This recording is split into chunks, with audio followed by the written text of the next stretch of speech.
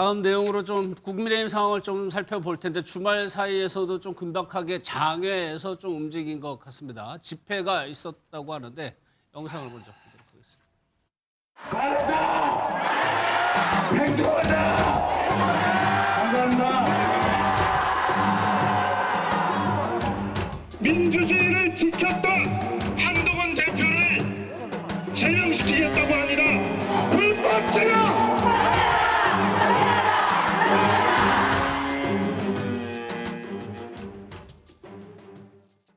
이 내용 살펴보기 전에 한덕수 전 총리가요 항소를 했다는 내용이 들어와 있네요. 1심에서 23년형을 받았었죠. 서정욱 변호사님. 그럼 항소 뭐 당연한 수순이긴 합니다만 항소심에서의 저는 한덕수 전 총리가 어떤 전략을 가져갈지가 좀 궁금하거든요. 1심가처럼 기억 안 난다, 모르겠다 이런 걸로 유지를 해갈까요?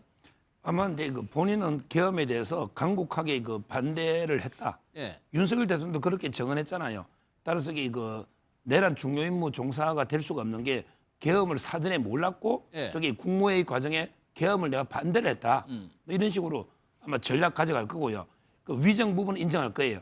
예. 위정은 이제 그 인정을. 명확한 거니까 뭐. 근데 문제는 이제 워낙 경황이 없으니까 계엄 선포 순간에 머리가 하얗게 쫄 정도로 따라서 이제 그 내란 중요 임무 요 부분을 이게 무죄를 다투면서 일부 인정할 건 인정하고 이런 이제 전략으로 투트랙으로 갈 것 같아요. 그러니까 1심에서 이진관 판사가 아니 CCTV 영상이 다 있는데도 기억이 안 난다 말씀하신 것처럼 얘기하는 게 전혀 설득력이 없었잖아요. 그러면은 또 최소한 인정할 건 인정하는 전략으로. 그렇죠. 아마 한덕수 총리는 그럴 거예요. 윤 대통령은 다 부인하고 있지만 예. 한덕수 총리는 위정도 인정했고요. 본인이 한 행위에 대해서도 뭐 인정하고 다만 그 계엄 자체의 중요 임무 종사까지는 아니다. 예. 계엄을 나는 반대했다. 아마 이런 전략으로 갈 겁니다. 김용현 전 장관이나 윤석열 전 대통령 변호인단하고 좀 한덕수 전 총리 변호인단은 좀 성격이 다른가요? 완전히 다르죠. 완전히 달라요. 실질적으로 법리를 따지는 변호인단이에요? 그렇죠. 이게 그 예를 들어 김용현 장관의 변호인은요 주로 이제 정가원 목사, 예. 광화문 쪽에 그 변호하던 그 당이고요. 자유통일당 이쪽에 그 대선 후보까지 놓은 사람입니다. 이하성 변호사가. 예. 자, 그 정가원 목사. 근데 그 한덕수 총리 변호인들은 본인이 이제 총리할 때 그 또 이게 참모들 있잖아요. 예. 해가지고 이제 그 정통 변호사들로 법리전하는 그러니까 김용현 장관은 아예 정치 성향 좀 띈 변호사고 연예계 법리전하는 전혀 다릅니다. 예. 특검에서도 항소를 했는데 그 사문서 위조 행사였나요? 그게 무죄 예. 나왔었죠. 거기에 대해서 항소를 했습니다. 이제 항소심이 이제 날짜가 잡히고 진행이 되겠죠. 앞서 영상 보여드렸던 그 한동훈 전 대표의 제명을 반대하는 집회가 열렸는데 총괄 대표 그거 갔다 오셨어요? 아니면 전해 들었어요? 저도 참석했습니다. 어땠어요? 저는 참석한 이유가 예. 이겁니다. 사실 정당이 민주적 가치에 의해서 운영돼야 한다고 헌법에서 보장하고 있습니다. 예. 그리고 무엇인가를 잘못한 부분에 대해서는 책임과 형벌에 대해서는 비례성이 있어야 한다는 것이 원칙이거든요. 그러니까 1,000원을 훔쳤으면 1,000원을 훔친 정도의 죄값만 치러야지 그것을 갖고 뭐 구속시키고 이렇게 하면 안 되는 거잖아요. 예. 저 한동훈 전 대표에 대한 당원 게시판 문제를 가지고 지금 당권을 갖고 있는 장동혁 대표나 뭐 윤리위원회에서 징계를 논의할 수는 있다고 생각합니다. 그러나 그 징계 논의의 결과가 제명이라는 어떤 그 정치적으로 가장 중한 처벌을 받아야 하는가에 대해서는 동의하기 네. 어렵다고 생각하거든요. 저는 그런 그 결정이 공정과 상식, 우리 보수가 추구하고 있는 법치주의 이런 것들에 위반된다고 생각하기 때문에 집회에 참석했었고 예. 많은 분들이 오셨습니다. 뭐 일각에서 얘기하기는 뭐 주최 측에서는 10만 명 왔다고 하고 예. 장 부원장 누굽니까? 장해찬 여의도 연구원 부원장 같은 경우엔 2,000명 모였다고 하는데 장해찬 그 부원장도 그런 식으로 평가하면 안 돼요. 예. 저렇게 모인 사람들이 어떻게 2,000명밖에 안 됩니까? 제가 정말로 합리적인 판단을 하건데 2025년 9월 28일에 광화문에서 사법 파괴 그리고 입법 폭주 반대 집회가 국민의힘 지도부 주최로 있었습니다. 네. 그때 당시에 모였던 인파와 24일에 모였던 인파 제가 생각해 비슷한 수준이에요. 근데 당시에 국민의힘에서 몇만 명이 모였었다 그러냐면 15만 명 모였다고 했었습니다. 그러면 적어도 아무리 뭐 정치적으로 반대하는 쪽에서 하는 집회라고 한다고 하더라도 예. 그렇게 비상식적인 논평을 하면 안 되는 일이죠. 근데 이게 차이가 너무 커요. 사실 이 장외 집회라는 것 자체가 압박을 하는 측면의 목적이 강하기 때문에 세 가지를 해야 되는 건데 서정 변호사께서는 당연히 생각이 다르시겠죠. 그렇죠. 이게 그 경찰 몇 명 추산 정도로 온 것 같아요? 어느 정도? 경찰 추산을 한번 들어봤으면 좋겠어요. 경찰 맞아요. 추산은 2만 명이라고 했습니다. 경찰 경찰 추산은 추산. 2만 명. 그러면 이게 그나마 이게 그 경찰이 제일 공정하지 않겠습니까? 예. 뭐 주체자가 다 다르니까. 제 3자니까. 예. 근데 저는 뭐 2만이든 3만이든 이게 중요한 게 아니고요. 지금 우리 정광재 대변인님 말씀 중에 그래 다운 게시판에 글 올린 거는 뭐 1,000원짜리 절도인지 저도 1,000원이라고 안 보지만 예. 그것도 이게 문제는 있죠. 근데 그 다음이 더 중요한 거예요. 글 올린 것도 이게 문제지만 그 다음에 그냥 잘못을 인정하고 당원들한테 상처를 주고 죄송하다 이래야 되는데 오히려 이게 당무감사위원장이 조작감사했다고 고소를 해버렸잖아요. 예. 그러게 10일 동안 재심할 수 있는 기회를 줬는데 전혀 안 한 거예요. 우리가 재판은 보면 이게 잘못보다 그 이후의 태도 있잖아요. 우리 윤석열 대통령 재판도 보잖아요. 그 이후의 태도를 많이 중시하지 않습니까? 예. 그러니까 제 말은 이거 한동훈 대표가 다운 게시판에 쓴 것도 저는 뭐 가벼운 건 아니지만 예. 그 이후에 깨끗하게 인정하고 우리 정말 죄송하다. 예. 당원들한테 상처를 주고 죄송하다. 윤 대통령 가족에게 죄송하다. 이랬으면 이게 또 달랐을 거예요. 아니, 그 맥락이라면 윤 전 대통령 맥락이라면 비슷하게 대응하는 거 아닙니까? 그러니까 제 말은 이게 지금 한동훈 대표도 그렇게 왜 윤 대통령이 반성 안 하냐고 비판하면서 예. 본인도 이게 전혀 사과나 반성 안 하잖아요. 사과한 적이 없어요. 그게 사과가 아니에요. 예. 조작감사하고 정치보복인데 상황이 이렇게까지 온 데 대해서 내가 송구스럽다. 예. 아무 내용이 없는 사과가 아니에요. 그 지금요 한동훈 대표는 이렇게 그 집회를 할 때가 아니고요. 예. 참회를 할 때 참회를 집회가 아니고 이런 식으로 집회한 데서 이게 해결됩니까? 예. 오히려 진솔하게 모든 진실을 밝히고 정말 이게 그 당원들께 죄송하다 진심으로 이렇게 하면 또 여론이 움직일 수도 있잖아요. 저는 집회로서는 해결책이 안 나온다 봅니다. 장외 집회를 나선다는 것 자체 뭐 본인은 물론 안 갔다고는 하지만 이렇게 하는 게 그 과정 이제 뭐 사과라든가 참회 이런 거 아니고 다른 방식 정반대 방식을 택한 거잖아요. 뭐 예를 들면 한동훈 전 대표를 좋아하시는 분들이 자발적으로 집회를 하는 걸 뭐라고 그럴 수 있나요? 예를 들면 어느 정당이나 그런 집회들은 있을 수 있는 거죠. 네. 전 그래서 장해찬 부원장이나 숫자 가지고 문제 제기하는 건 문제가 있다. 이 추운 날 저렇게 나오는 데에는 뭔가 예를 들면 지금 당 지도부가 하는 행위에 대해서 불만을 가지신 당원들이 계시는 거잖아요.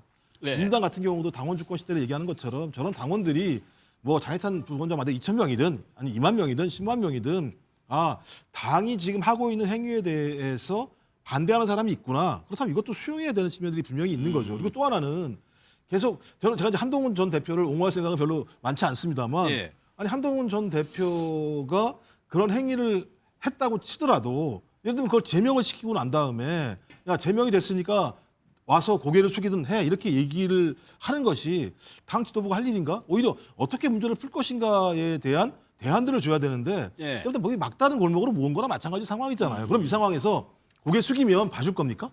와서 예를 들면 야 나 잘못했습니다. 살려주세요. 사과하고 참여하면 그럼 살려주면 한동훈 전 대표의 미래 정치의 미래가 있습니까? 와서 고개 숙이는 정치인 돼버리는 상황이잖아요. 그러니까 예. 그 전에 이 상황을 풀기 위해서는 제가 매번 말씀드리는 겁니다만 강한 자가 마음을 베푸는 거예요. 예. 여기서 강한 자가 누굽니까? 장동혁 대표 아닙니까? 그럼 장동혁 대표가 좋다 이런 문제가 있으니 대승적 차원에서 우리 당이 하나가 되기 위해서 자, 이런 방식으로 가자라고 얘기하는 것 자체가 당에 통합을 할 수 있는 건데 만약에 이렇게 예를 들면 얘기했다가 결론적으로 제명을 해버리게 되면 한동훈 전 대표 같은 경우는 아무것도 하지 않고 제명을 당하는 상황이 벌어지게 되는 거잖아요. 예. 전 그것을 한동훈 전 대표가 용납할 수 있었을까? 그리고 제가 볼 때 여지가 있었다면 아마 이렇게 했을까? 전 여지도 없다고 생각하지 않았을까? 이런 느낌이 드는 거예요. 예. 우리 김종욱 평론가께서 말씀하신 게 아주 객관적인 정황을 놓고 말씀하신다고 생각해요. 정말로 한동훈 전 대표가 사실 사과했죠. 송구하다는 말씀 드렸잖아요. 그러면 그 사과의 메시지를 냈을 때에 뭐 한동훈 전 대표의 반대편에 있는 사람들이 어떻게 평가했느냐. 그게 무슨 사과냐라고 얘기했잖아요. 예. 사과하니까 그다음엔 뭐라 그랬습니까? 이제 장동혁 대표 단식 현장에 와서 뭐 화해해야 된다 이런 식으로 얘기했는데 정말로 그렇게 했으면은 이 제명과 관련한 절차는 다 마무리되고 원점으로 돌아갔을까요? 저는 뭐 그렇게 되기 어려웠다라고 판단하고 예. 한동훈 전 대표도 본인이 그 단식 현장에 간다고 하더라도 이 제명 문제가 그냥 지나갈 문제가 아니라 그리고 사과를 지금보다 훨씬 더 적극적으로 한다고 하더라도 이미 제명이라는 그 정치적 결론은 다 낸 거 아니냐라는 예. 확신을 갖고 있기 때문에 본인의 정치적 판단을 하고 그 판단에 따른 예. 행동을 한 거라고 생각하고요. 이렇게 집회에 나온 사람들은 한동훈 전 대표가 많이 나와달라 이렇게 독려하고 선동한 게 아니잖아요. 예. 이런 것들은 부당하다라고 생각해서 지지자들이 자발적으로 모인 것에 대해서 이게 정치적 목적으로 당의 지도부를 흔들려고 한다. 이런 식으로 또 오해해서는 안 된다고 생각합니다. 그런 맥락에서 잠시만요. 그런 맥락에서 한동훈 전 대표가 집회 현장에 직접 가는 게 좀 부적절. 저는 그렇다고 봅니다. 본인 문제가 걸려 있는 일이고 그것도 또 당 지도부의 결정과 관련해서 하는 얘기인데 본인이 직접 가갖고 뭐 무대에 서갖고 네, 지지자들에게 직접 이야기를 하는 것은 저는 뭐 적절하진 않을 것 같습니다. 아무리 뭐 추가적으로 더 이런 집회가 있다고 하더라도 네. 본인이 직접 집회 현장에 나오는 것은 좀 부담스러울 것이라고 저는 판단합니다. 뒤에 징계 관련해서 얘기 있는데 그때 하시던 거예요. 지금 요 팩트를 좀 바로잡아야 되니까 네. 한동훈 대표가 이게 뭐 참여를 독려 안 했다는 식으로 이야기하는데 그 한 컷이라는데 글 올라오면요 계속 이 글을 합니다. 집회에 좀 많이 참여해달라는 뉘앙스로 그렇게 달긴 감사하다. 했죠. 네. 따라서 그 참여는 안 했지만 방에서 집에서 집회 참여를 보통 독려했다 이렇게 평가하는 분들이 많이 있고요. 예. 자 그다음에 두 번째는 물론 이게 제명이라는 결과는 안 달라질 수 있어요. 본인이 사과하고 인정한데도 이게 제명은 또 될 수가 있는데 예. 그러나 이게 그 여론이나 당원들의 또 마음은 달라질 수가 있거든요. 지금 당원들 중에 아니 뻔하게 한 게 IP 2개국 이게 가족 계정이 맞는데 이걸 계속 부인하니까 예. 애매하잖아요. 신문에 사설하고 칼럼만 가족 올린 것만 인정했잖아요. 그러니까 이제 그 지지층 중에도 한동훈이 왜 이럴까 깔끔하게 인정할 것 좀 인정하고 사과하면 이게 더 할 텐데 여론은 좀 달라질 수가 있다. 사과하면 더 지지율이 뜰 수가 있거든요. 그런데 지금 오히려 비겁한 모습을 보이고 있잖아요. 예. 아니 정권님 하나만 더요. 근데 여기에 원외 당협위원장들이 가고 현역 의원들은 한 명도 안 갔다고 하는데 그건 또 왜 그런 거예요? 일단 이거를 주최한 측이 그냥 단순히 한동훈 전 대표를 지지하는 그 아주 그 뭐랄까 자발적인 자발적인 모임? 단체에서 한 거예요. 예. 정치적 성격이 있기는 하지만 원내에서 있는 일에 대해서는 원내 의원들이 당에서 의원총회나 당에서 이루어지는 데 대해서 적극적인 목소리를 낼 수 있겠지만 예. 이 부분에 대해서 원내 의원들이 뭐 굳이 올 필요를 느끼지 못했을 것 같고요. 그거 자체가 오히려 또 뭐 당에 부담이 될 수도 있다라고 판단했기 때문이겠죠. 이건 정말로 본인들이 자발적으로 생각해서 내가 이 집회에는 참여해야겠다라고 하는 사람들이 모인 거지. 예. 어떤 여기 안 가면 뭐 괜히 또 찍히는 거 아니야? 이런 식으로 생각해서 온 사람들은 아무도 없다는 점 말씀드립니다. 예, 여기에 대해서 한동훈 전 대표가 그 말씀을 샹컷 여기에다가 메시지를 올렸어요. 뭐라고 올렸냐면 이것이 진짜 보수 결집이다. 이렇게 추운 날 이렇게 많이 나왔다는 거. 진짜 보수라는 단어가 눈에 띄고 저는 결집이라는 단어도 눈에 띄는데 결집이 장동혁 대표가 단식 중단하면서 보수 결집 이뤄냈다라는 평가가 많았었거든요. 그거를 겨냥한 것 같기도 하고. 근데 좀 특이한 게 국민의힘은 자꾸 보수 결집을 얘기하잖아요. 뭐 극우들 결집시키는 건 당연히 결집 안 시켜도 극우들이 민주당을 찍지 않지 않겠습니까? 예. 그리고 지방선거 다가오면 중도층으로 다가가야 될 것인데 자꾸 보수 결집 얘기를 해요.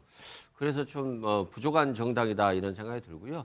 좀 일관성이 있습니다. 윤석열 전 대통령 일관되게 계몽령이라고 하면서 내란에 대해서 사과하지 않잖아요. 뭐 의료 분쟁과 관련해서 끝까지 자기 주장이 맞다라고 하면서 2,000명을 주장하잖아요. 마찬가지로 장동혁 대표도 계속해서 한동훈 전 대표가 잘못했으니까 제명해야 된다라고 계속 가고 있지 않습니까? 예. 한동훈 전 대표도 장동혁 대표가 마음을 돌리지 않으면 나는 그대로 가겠다는 거잖아. 이게 일관성이 있는 정당이에요. 평행이론이에요. 다가가지 못하고 계속 멀어지면서 쭉 가는 정당이어서 우리가 싸움 구경이 제일 재밌다고 하잖아요. 민주당 지지자들 입장에서 보면 정말 재밌어 하거든요. 예. 그럼에도 불구하고 그걸 알면서도 통합하지 못하는 장동혁 대표가 있는 사람이 조금 마음을 베풀어야 되는데 예. 속이 너무 좁다. 그리고 정당을 무기력하게 만들어간다라고 하는 것이고요. 지금 한동훈 전 대표 입장에서 보면 6개월 당직 정지라든가 예. 당원권 정지가 더 안 좋은 거잖아요. 차라리 그냥 제명하는 게 좋은 거죠. 차라리 제명 당하는 것이. 그렇죠. 제명을 당해야지 무소속이라도 나갈 거 아닙니까? 아, 그런데 예. 지금 어정쩡하게 한동훈 전 대표가 사과를 하거나 또 뭐 단식 현장을 방문해서 당원권 정지 6개월로 바뀐다? 예. 그러면 총선 때 아무것도 못 나가는 거 아니겠습니까? 예. 그런 측면에서 지금 한동훈 전 대표는 명분을 쌓고 있는데 예. 웃긴 건 한동훈 전 대표나 장동혁 대표나 명분 쌓고 있어요. 그냥 자기 정치 안위를 위한 명분을 쌓고 있는 겁니다. 예. 정당 지지자들에 대해서는 관심이 없다는 측면에서 둘 다 정치적 지도자로서는 맞지 않지 않나. 예. 저는 그런 생각이 들 정도입니다. 진짜 보수가 결집을 했다.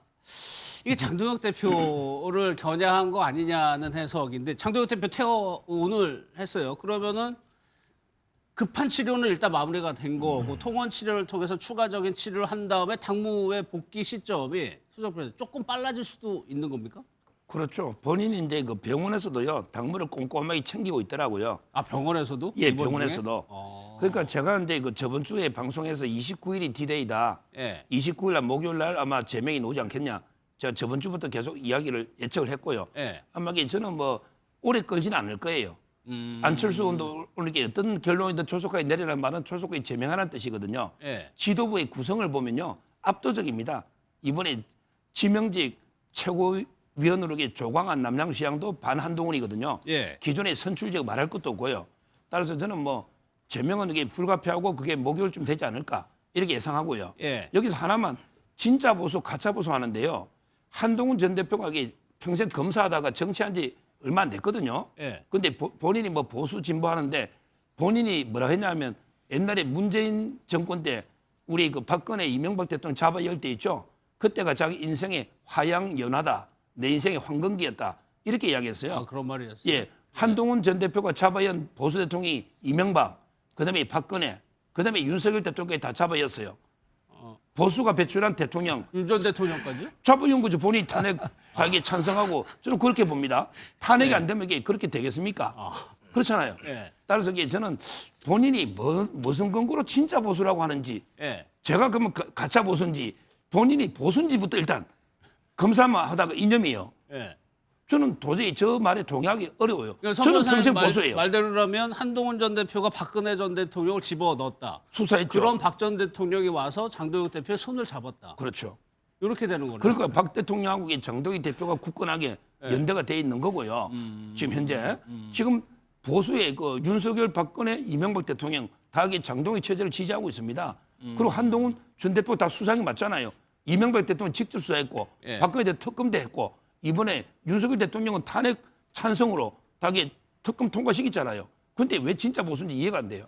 근데 지금 말씀하신 논리대로라면 한동훈 전 대표는 당시에 특검에 소속한 검사로서 일을 한 겁니다. 한동훈 전 대표가 그 박근혜 전 대통령의 탄핵이나 이명박 전 대통령에 대한 수사에 직접적으로 이거 내가 수사해야 되겠다라고 했고 한 것이 아니라 윤석열 당시 특검이 그 활동하는 과정에서 그 얘기한 것을 두고 그래서 보수를 다 잡아먹었다. 보수의 전 모든 대통령을 구속시키는데 일조를 했다라고 평가하는 것은 말이 되지 않는 일이죠.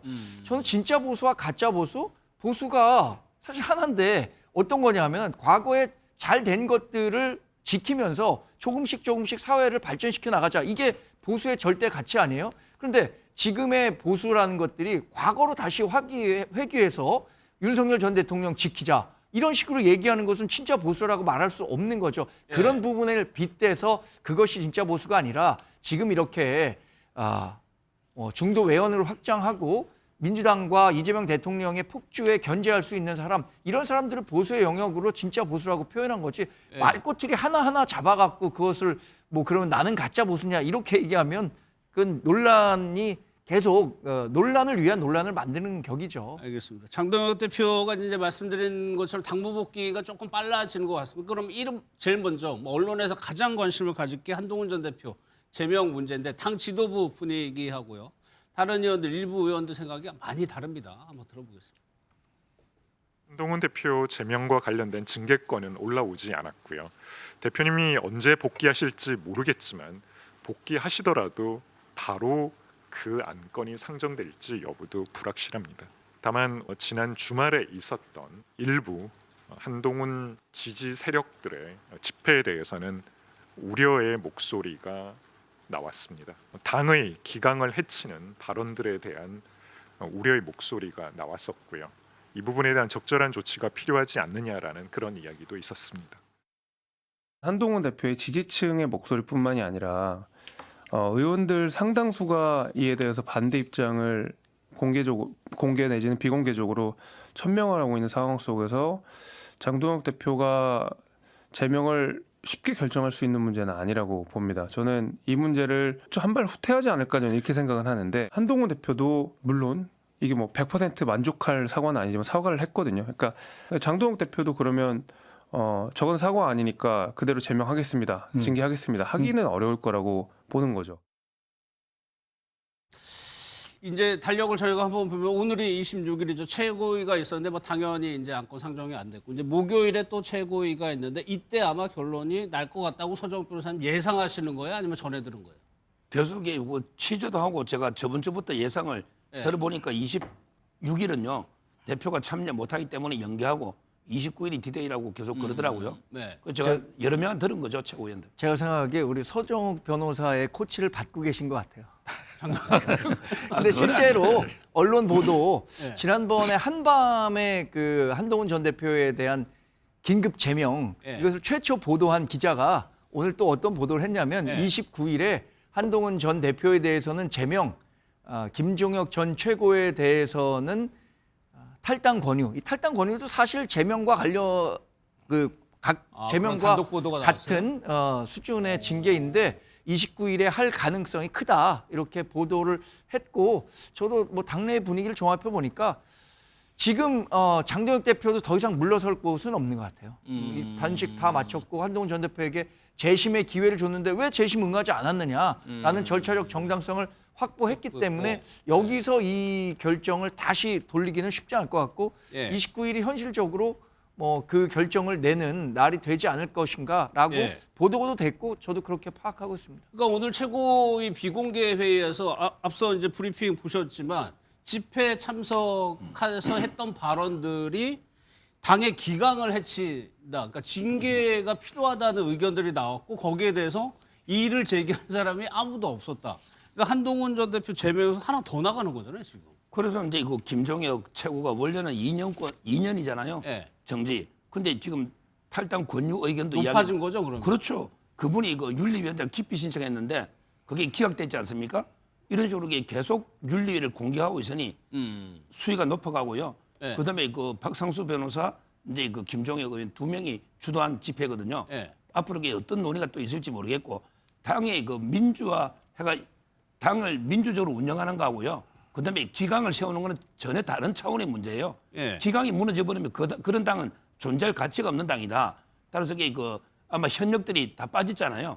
그런 분위기를 읽고 거기 갔다가 이게 나중에 불이익을 상당히 당할 수 있겠다. 읽고 저는 현역들이 다 참여 안 했다 이렇게 보고 있습니다. 그러면 한동훈 전 대표뿐만 아니라 이른바 친한계라고 분류될 수 있는 분들한테까지도 그런 징계나 불이익이 있을 수 있다는 얘기네요. 그 집회는 상당히 해당형의 집회입니다. 해당의 집회? 그렇죠. 지도부를 계속 끌어내리겠다는 이런 지도부거든요. 장동혁 대표를 그냥 사퇴하라는 거예요. 요구사항이. 그러니까 이제 그 해당형이 맞잖아요. 당원과 국민이 뽑은 지도부를 그냥 끌어내리겠다는 이런 게 집회니까 거기 현역 의원들이 가면요. 그것도 그 해당이가 되는 거죠. 그래서 저는 뭐 전부 눈치를 봐서 안 갔다고 봐야죠. 그런데 당은 아시다시피 헌법에서 민주적 정당 운영을 규정하고 있잖아요. 누구를 대표로 뽑았다고 하더라도 대표의 방향에 대해서 반대할 수 있는 거고 그 반대의 목소리를 내기 위해서 법적으로 보장된 시위권을 활용한다는 것이 어떻게 징계 대상이 될 수 있는지 저는 그건 뭐 공감하기는 좀 어렵다고 생각합니다. 그러면 저렇게 다 많이 모였던 사람들이 대략 뭐 2, 3만 명 모였다고 하고 그분들이 책임 당원이든 어떤 그 당원의 형태를 갖고 있다면 이 사람들에게 다 징계할 수 있는 건가요? 이렇게까지 할 어떤 정치적 명분을 저는 그 지도부도 마련하기는 어려울 것 같다는 생각입니다. 예. 일단은 분위기상으로는 더 강경하게 지도부가 나가고 있는 것 같은데 앞서 김재섭 의원이 얘기한 것처럼 보궐선거 출마 뭐 이런 건 아예 가능성이 전혀 없는 거네요. 그럼. 근데 제명을 한다면 예. 본인이 무소속으로 나갈 수 무소속으로 있겠죠. 본인이 나갈 수밖에 없는 그러니까 국민의힘 상황이 되는 이름으로 못 나가게 하겠다. 네. 그래서 제가 볼 때 장동혁 대표의 계획이 그거였다면 1단계 정적을 제거한다. 그러니까 예를 들어 한동훈 전 대표였겠죠. 2단계가 뭐냐? TK 핵심 지역을 자신의 우군 지역으로 만든다. 네. 전 이번 단식 과정에서 박근혜 전 대통령의 방문은 매우 의미 있는 하나의 구조가 만들었다고 생각을 합니다. DK 지역에. 그렇다면 이 실행이 지금 되고 있는 거죠. 장동혁 대표가 작년 말부터 나는 계획이 있다. 예. 기다려라라고 얘기했던 계획이 지금 실행되고 있다고 볼 수밖에 없기 때문에 본인 입장에서는 본인이 계획을 짠 걸 실행하지 못하게 되면 본인이 생각하는 어떤 그림이 만들어지지 않는 거니까 예. 그 방향으로 가겠죠. 근데 문제는 이 방향으로 가는 게 국민 여론에 맞는 것인가를 고민해야 되거든요. 그러니까 예를 들면 징계도 비례성이 있어야 돼요. 예. 당원 게시판에다 글 썼다고 제명을 시켜요. 그러면 장동혁 대표가 인사를 했잖아요. 예를 들면 체포영장 방해 관련해서 10년 구형했는데 5년 나왔습니다. 그다음에 한덕수 전 총리 내란 주요 임무 종사 23년 나왔습니다. 그다음에 윤석열 씨 지금 사형 구형이 됐습니다. 이런 상황이에요. 근데 네. 이게 내란 때문에 다 나왔던 거잖아요. 그럼 내란을 옹호하는 최고위원을 임명했어요. 그다음에 12월 3일 날 나는 다시 깨어났다고 하는 분을 대변인으로 임명을 했어요. 이런 행위는 예를 들면 해당 행위 아닙니까? 당의 민주성을 완전히 박탈한 거 아닙니까? 예. 이런 거에 대해서는 아무런 문제가 없다고 얘기하면서 한동훈 전 대표가 당원 게시판에다 글을 썼다라고 하는 부분들 아직까지 명정하게 확인도 안 된 건데 그 부분 가지고 예를 들면 제명을 시키면 제가 볼 때는 징계의 형평성이라고 하는 비례성이라고 하는 사라져 버리는 거잖아요. 그럼 누가 그 당에서 결정 내리는 상황에 대해서 동의를 하겠습니까? 그럼 이런 당에 대해서 국민들이 지지하겠습니까? 저는 지방선거를 앞두고 이렇게 하는지 모르겠어요. 뭐 이렇게 해서 국민의힘이 지지율이 떨어지면 저는 뭐 아무런 할 말이 없습니다만 예. 이렇게 하는 행위는 소위 장동혁 플러스 윤 어게인 세력들이 당을 장악하겠다고 하는 계획을 실행하기 위해서 예. 국민과 동떨어지는 길을 택하는 거잖아요. 저는 이런 정당 활동이 말이 되나? 이해가 안 되는 거죠. 지지율 한번 볼까요? 저희가 지난주에는 갤럽 조사도 그렇고 이제 MBS 조사에서 국민의힘 지지율이 떨어진 걸로 나왔는데 리얼미터 조사를 보면요. 국민의힘의 지지율이 조금씩 올라가는 걸로 나오고 있습니다. 이게 좀 수치가 많이 좀 차이가 있어요. 기간마다. 그걸 감안하고 보셔야 될 것 같은데 일단 국민의힘에서 이 조사 굉장히 반갑겠네요.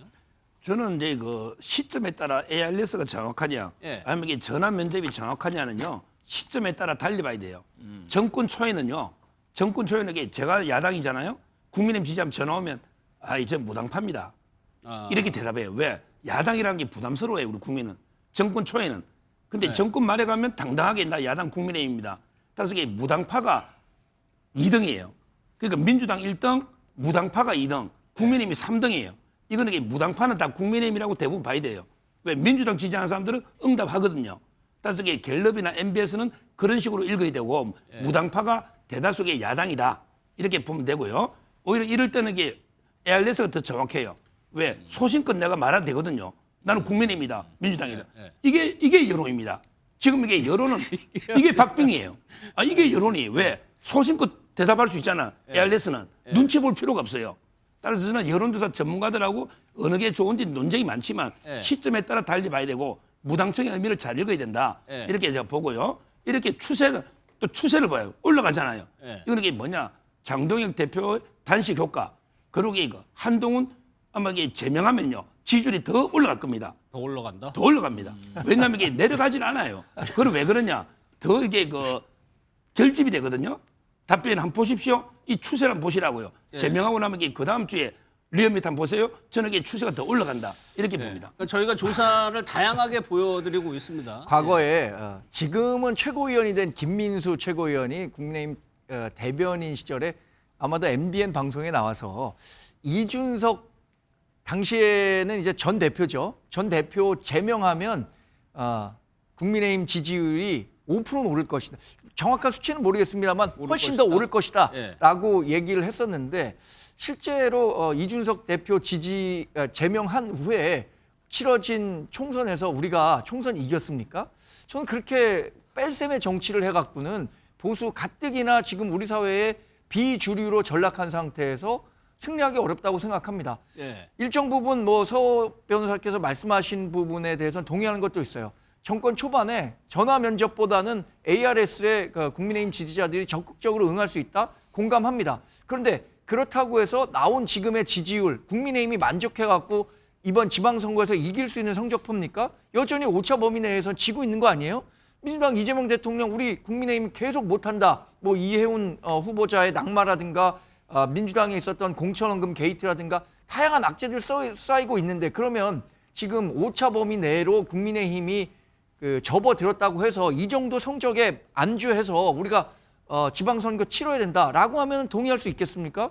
그러니까 이거는 우리가 민주당을 앞섰다라는 결과가 갖고 온다면 그렇구나 이렇게 동의할 수 있겠지만 여전히 뒤지고 있는 결과를 갖고서 이게 진짜 민심입니다. 이렇게 보는 건 저는 착시라고 생각합니다. 만약에 제명 결정이 이뤄진다면 그 이후의 여론조사도 저희가 한번 보여드리도록 하겠습니다. 앞서 TK 얘기를 했는데 이준석 대표가 원래 쌍특검법과 동조하면서 협력하는 모양새였죠. 박근혜 전 대통령이 와서 단식이 끝난 거에 대해서 특이한 형식으로 종결이 됐다고 얘기를 했는데 한번 직접 들어보겠습니다. 단식 현장에 이준석 대표를 포함해서 박근혜 전 대통령 등이 방문했는데요. 이 대표의 평가는 어떻습니까? 이제 박근혜 대통령이 와서 만나는 형태로 끝낸 거는 뭔가 좀 예상치 못한 결말이면서도 괴는 안 맞습니다. 네. 예, 이게 사실 박근혜 대통령은 흘러간 물에 가까운 분이거든요. 근데 흘러간 물로 어떻게 앞에 나가는 방향을 돌릴 수 있겠느냐. 이건 좀 약간 안타까운 지점이 남는 거죠. 공조를 할 사안이 사실 박근혜 대통령의 출연이라는 특이한 형식으로 종결됐기 때문에 오히려 이제 그 실타래를 푸는 것은 국민의힘이 해야 될 것이다. 국민의힘 측에서 공조를 이어가고 싶다면은 어떤 개연성이었는지 또 앞으로 어떤 생각으로 그렇게 종결한 것인지는 설명해야 되지 않을까. 공조 관련한 질문을 받고 저렇게 특이한 방식으로 종결이 됐다. 서정표 그러니까 이준석 대표가 제기하는 거는 이거 정치적 비용이 따를 것이다. 무언가 있다라는 취지로 얘기를 했거든요. 그 부분에 대해서 어떻게 생각하세요? 아마 이제 본인이 원래 박근혜 대통령이 본인을 비대위원으로 발탁을 했잖아요. 예. 근데 지금은 이제 상당히 악연으로 사이가 소원해지고 사이가 멀어졌죠. 예. 그러다 보니까 이제 비판적으로 보는데 저는 어차피 이게 공조가요. 개혁신당하고 국민의힘 공조가 오래 갈 수가 없어요. 이번에도 그냥 특검에 한해서 예. 공조에 이게 지방선거 선거연대 안 가는 거예요? 예, 공조까지 원래 가서는 안 된다. 이게 압도적인 여론입니다. 따라서 저는 뭐 원래 이준석 개혁신당에서도 선거 공조는 안 한다고 했고요. 예. 뭐 국민의힘에서도 선거 공조하면 소탐 대실이다. 이렇게 잃는 게 더 많다. 이런 이야기예요. 따라서 저는 어차피 특검 외에는 뭐 공조가 없었기 때문에 네. 앞으로 개혁신당 국민의힘의 연대는 없을 거다. 그걸 이제 이준석 대표가 이런 뉘앙스로 계속 박근혜 대통령 핑계를 대는 거죠. 아니, 장동혁 대표 기자회견인가 할 때 주황색 넥타이 메고 왔잖아요. 그거는 이제 특검에 한해서 제한적인 공조지 전면적인 선거 연대로 가면요. 오히려 마이너스가 날 수도 있는 거예요. 물론 이제 뭐 오세훈 시장이 되거나 네. 후보가 정해지면 후보가 개인적으로 개혁신당하고 단일하는 것까지 막을 수는 없지만 네. 그러게 당 차원에서 아마 전면적인 연대 이거는 비판 요인이 너무 많아요. 이준석 대표에 대해서도 한동훈 전 대표만큼 이게 비호감성이 너무 많아서 아마 이게 연대가 안 될 거로 저는 봅니다. 그게 당내에서 일반적인 분위기입니다. 일반적인 분위기. 예, 계속 분당질 치다가 나갔는데 확인해 일반적인 분위기입니까? 글쎄요, 뭐 한동훈 전 대표나 이준석 전 대표나 네. 갖고 있던 가치는 좀 비슷한 것 같아요. 그러니까 그렇죠. 네. 국민의힘이 보수 진영에만 머물러서는 원내 일당이든 정권 창출이든 할 수 없다. 그러니까 이준석 전 대표도 과거 탄핵의 강을 건너야 정권 창출 가능한다라고 해서 중도 외연 확장에 기치를 들었었던 것이고 네. 한동훈 전 대표도 2024년 총선에서 자신이 비대위원장으로 활약했습니다. 그때 실패한 후에 바로 한 얘기가 그거였어요.